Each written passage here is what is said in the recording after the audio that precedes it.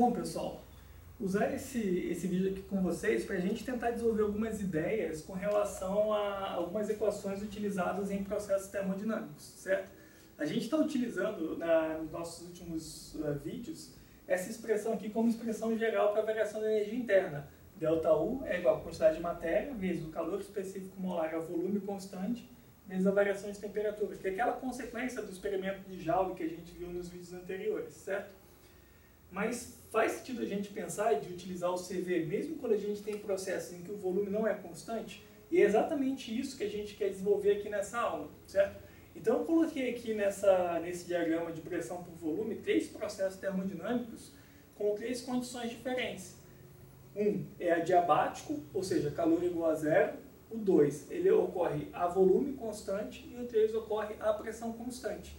Mas o que tem de comum entre esses 3 processos é que eles saem de um ponto inicial com uma temperatura T2 e chegam num ponto final com temperatura T1, nos 3 casos, certo? Portanto, a variação de temperatura é o mesmo. Consequentemente, para esses 3 casos, nós temos o ΔT igual, consequentemente teríamos a mesma variação de energia interna. E é isso que a gente quer provar aqui agora, certo?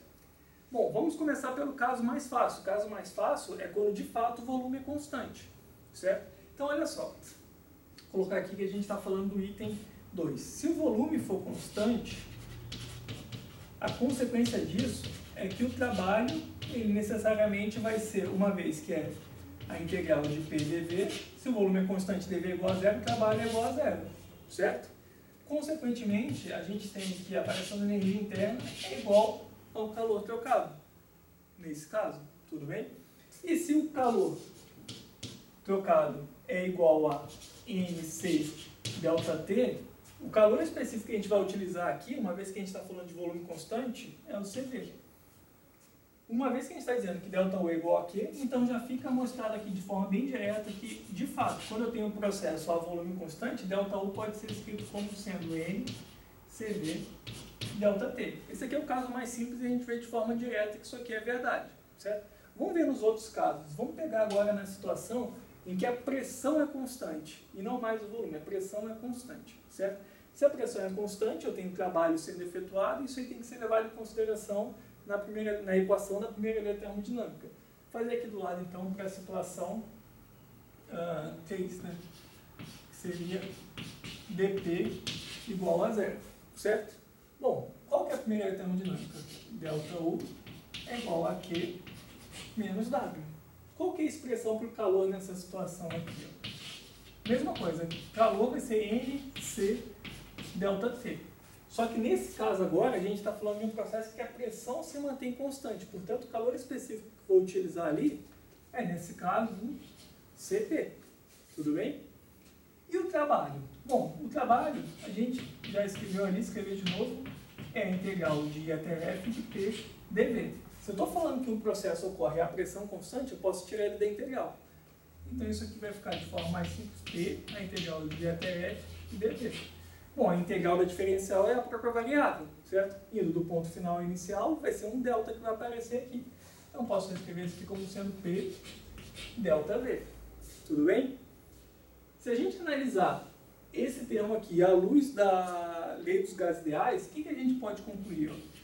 A lei dos gases ideais me fala que PV é igual a nRT, certo? Se eu estou tratando de algo que a pressão é constante, uma variação do volume vai ocorrer em um sistema fechado por conta de uma variação de temperatura.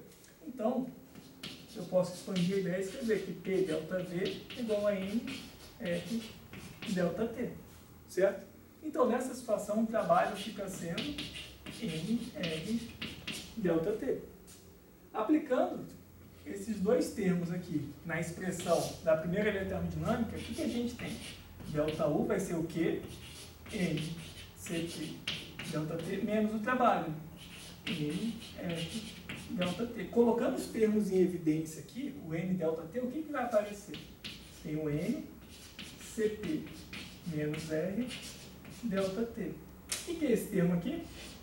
Lembra que a gente viu lá aqui, ó, CP menos CV é igual a R?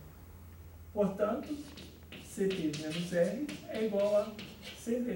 E aí fica provado também que, mesmo o processo ocorrendo a pressão constante, a variação da energia interna pode ser escrita como sendo N CV delta T. Tudo bem? Então, ó, mostramos que isso aqui é verdade para um processo isobárico e mostramos que isso aqui é verdade para um processo isovolumétrico, ou isocórico. Tudo bem? Resta agora nós mostrarmos essa igualdade também para um processo adiabático, ou seja, um processo onde o calor é igual a zero. Vamos fazer isso aqui nesse último quadro. Isso aqui seria o processo 1 lá do nosso quadro, do nosso gráfico, certo? Bom, pela primeira lei da termodinâmica, se o Q é igual a zero, então o ΔU vai ficar igual a menos o trabalho. Cabe a nós agora desenvolver uma expressão para o trabalho em um processo adiabático. Vamos ver como é que a gente pode fazer isso. Vamos partir da expressão geral do trabalho. O trabalho é igual a integral de I até F de P dV. É claro para nós aqui no gráfico que durante o processo adiabático a variação da pressão ocorre com variação do volume também. Então a gente tem que, dessa forma, determinar uma expressão que relaciona essas duas variáveis para um processo desse tipo, certo? E aí vocês vão lembrar lá quando a gente estudou o processo adiabático, que se o Q é igual a zero, então eu tenho o termo de que PV elevado a gama é uma constante, certo? O que é o gama? Se vocês lembrarem lá, gama é CP sobre CD, certo? O que eu quero dizer com isso aqui é o seguinte: em qualquer um dos pontos dessa curva aqui que eu pegar, considerando que isso aqui representa um processo adiabático, o produto de pressão por volume elevado a gama vai ser o mesmo em qualquer um desses pontos aqui, certo? Então a gente pode utilizar essa ideia para escrever um em função do outro. Como? Se aquilo ali é constante, eu posso escrever que um PV elevado a gama em qualquer ponto vai ser igual a uma pressão inicial vezes volume inicial elevado a gama, certo? Considerando esse ponto fixo aqui como sendo o nosso ponto inicial lá no gráfico e esse aqui mudando ponto a ponto até chegar ao ponto final. Então, dessa forma, eu posso escrever que P é igual a P0 V0 elevado a gama sobre V elevado a gama. E aí eu posso pegar isso aqui e substituir na equação do trabalho. Como é que vai ficar isso? Vamos ver. Isso vai ser a integral de até f de P0 V0 elevado a gama sobre V elevado a gama dV. Certo? Bom, eu estou falando que esses pontos iniciais são pontos fixos constantes, que a gente está definindo. Portanto, eu posso remover ele da integral. Consequentemente, aqui vai ficar P0 V0 elevado a gama, a integral de dV sobre V elevado a gama, indo de I até F. Certo? Bom, como fica aquela integral lá? Só fazer um parênteses aqui para a gente ver como é que resolve aquilo de forma mais fácil.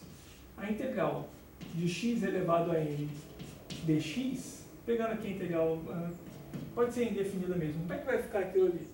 É x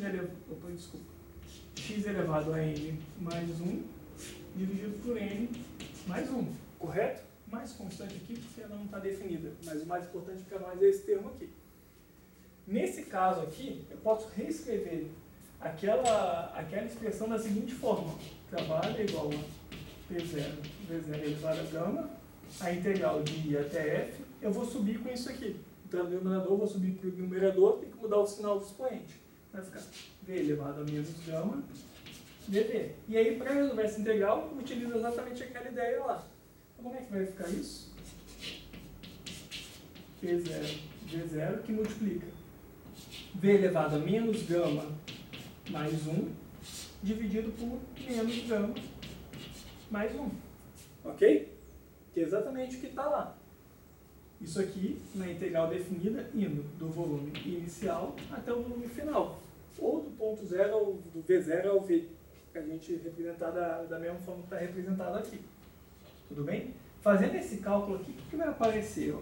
Eu vou ter P0, V0 elevado a gama, né? O que está elevado a gama que eu esqueci de colocar?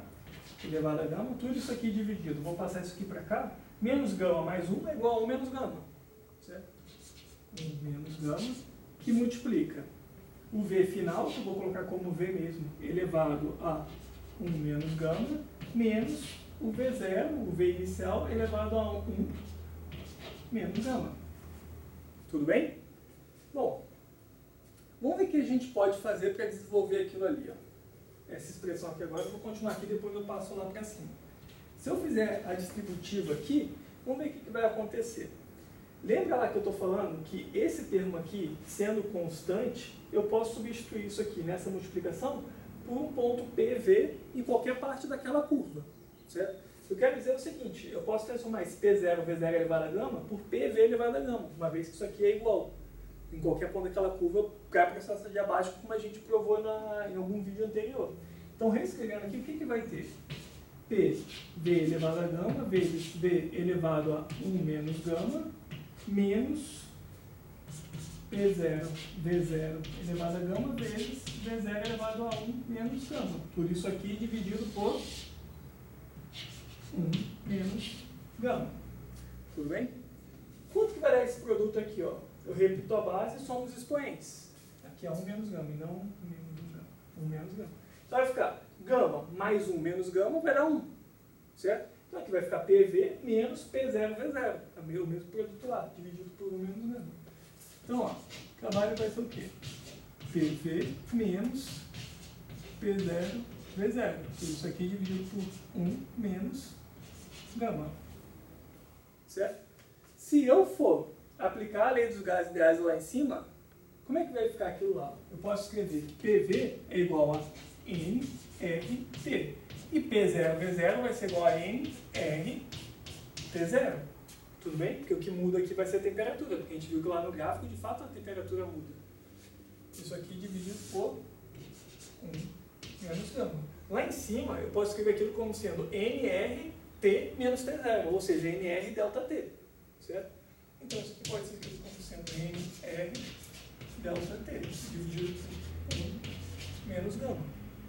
Só que, o que é gama? A gente acabou de definir aqui, ó, gama é CP sobre CV. Então, se eu substituir isso lá, a gente aqui o trabalho é igual a NR delta T, que divide 1 menos CP sobre CV. Certo? Se eu tirar o mínimo aqui, vai ficar CV menos CP, tudo isso dividido por CV. Concorda? Fazer por partes aqui, então. Então, aqui vai ficar NR delta T, CV menos CP, tudo isso dividido por CV. Certo? E eu posso pegar isso aqui no denominador do denominador e passar lá para cima. Concorda? Antes disso, a gente vai ver o que é CV menos CP. A gente acabou de falar aqui, ó, CP menos CV é igual a R. Portanto, CV menos CP é igual a menos R. Concorda? Então, o que vai ficar aqui? Ó? Eu vou ter NR delta T vezes CV, que desse aqui eu passei lá para cima, dividido por menos R. Cancelo o R com R, portanto, chega à conclusão de que o trabalho no processo diabático é igual a menos NCV delta T. Certo? Só que a gente acabou de falar aqui em cima que, para um processo diabático, o calor é igual a zero, delta U é igual a menos o trabalho.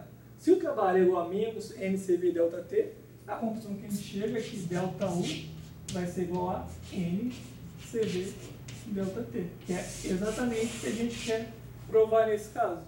Então, olha só que interessante. Nós fizemos aqui 3 desenvolvimentos para mostrar que, de fato, essa expressão de H para delta U, que é consequência lá do experimento de Joule, que a gente falou no vídeo passado, é verdadeiro. Matematicamente, de fato, a gente pode expressar delta U sempre como NCV delta T. Isso mostra, portanto, que a energia interna nada mais é do que um reflexo da energia térmica do sistema. Certo? E se eu não tenho variação de temperatura, consequentemente, aquele cara não vai mudar a sua energia interna. E vice-versa. Bom, era isso que a gente queria mostrar nesse vídeo, está aí provado.